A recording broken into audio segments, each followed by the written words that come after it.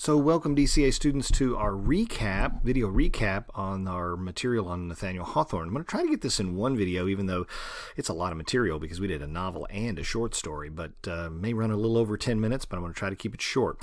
First things we wanted to talk about, or I want to talk about with you is recapping some of the things about Hawthorne himself, how in his literature, he loves his short stories and his fiction, his novels. He loves ambiguity. Why? Because I think it reveals something about the way he views the world.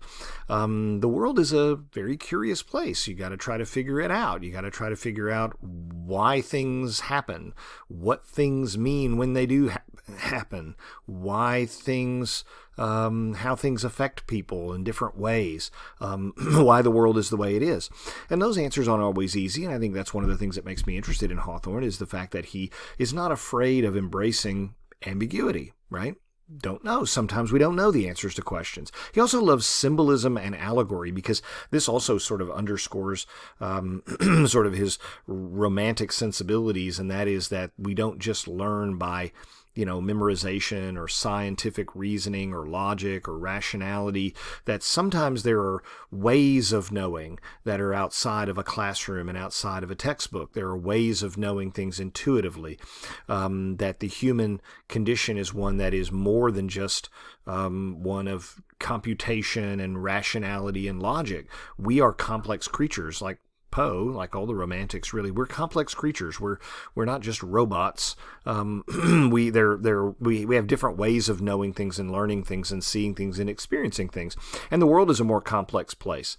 We love to think that we can understand and know the world through scientific discovery, and you can. But can you know everything about it, or are you only learning part of what nature has to offer?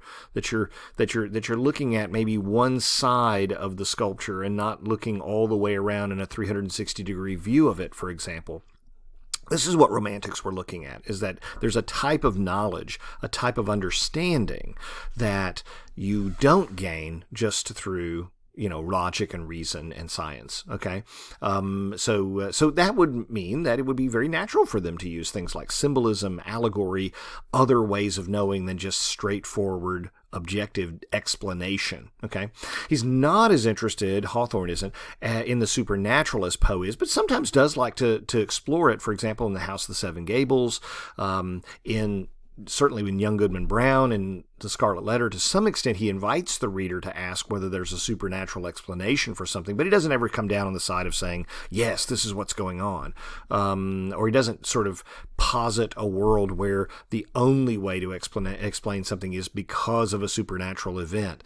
Instead, he kind of leaves the door open and you can walk through it if you want to. Again, the ambiguity thing. Some of the themes that you see in Hawthorne's work consistently are sort of this, as we talked about with the Scarlet Letter, the sanctity of the human heart. What does that mean? We'll talk about that in just a second.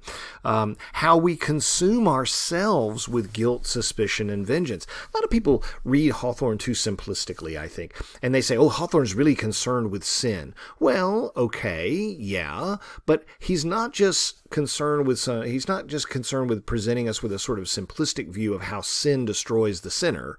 He's also interested in the impact of sin upon the society, the community. We'll see that in The Scarlet Letter. We see that in Young Goodman Brown. In other words, there is the initial sin, but then there are all these other sort of ripples that happen because of it. And sometimes the response that society has to a sin in some ways does as much, if not more, damage than the original sinner did in sinning, if that makes sense. Okay? Let's skip on down to Young Goodman Brown here just for a second. We have a very simple short story here. It involves Young Goodman Brown, his wife Faith, the devil, Goody Cloyce, and some others that may or may not actually be there. He kind of hears a few voices. He kind of sees the appearance of, and again, the ambiguity. There appeared before him the figure of, right? Is he saying they were really there? Is he saying, you decide, right? What is Hawthorne in this short story trying to tell us about ourselves and how we have to adapt to our communities? That is really important. Brown really suffers from something, and that is he loves to see the world in either black or white ways, right? Either people are all good or they're all evil.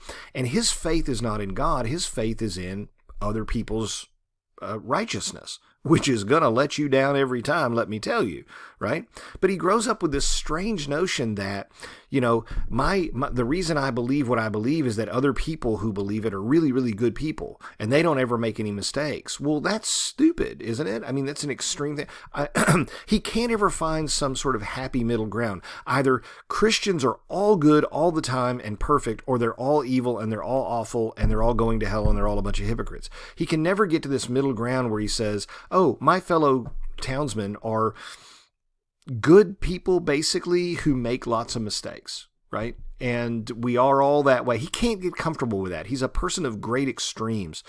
And people like that are miserable people, no matter what their extreme proclivity is, right? But how do you adapt to trying to live within a community of flawed, broken people, right?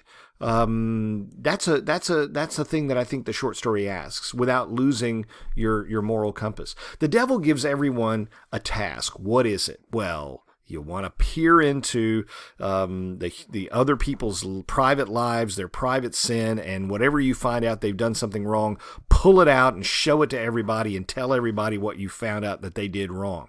Why is this the worst thing you can do? I mean, the devil's going to, if he's going to give you one big task to perform, believe me, it's going to be the worst one he can think of. So why is this the worst thing possible? Why didn't he tell you go out and murder people or rob banks or, you know, slander people or whatever? Why does he tell you to go find out what people really did do?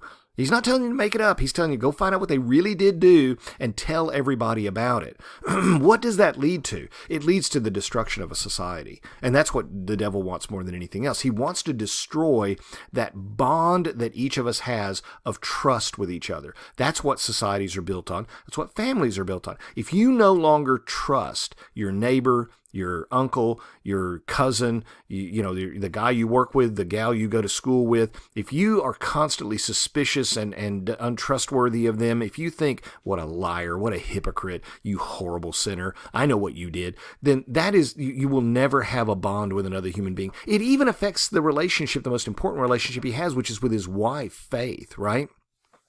That leads us to this question of how does Hawthorne use irony in the tale?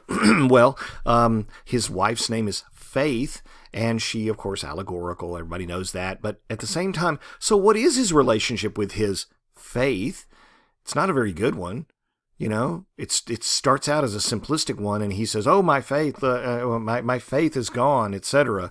Well, what was your faith in? It was in her perfection. Well, no woman is going to be perfect. He seems to have made her into an idea rather than an actual physical human being, a woman named Faith.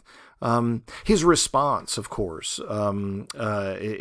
basically running out and saying, well, I'm just going to follow the devil then.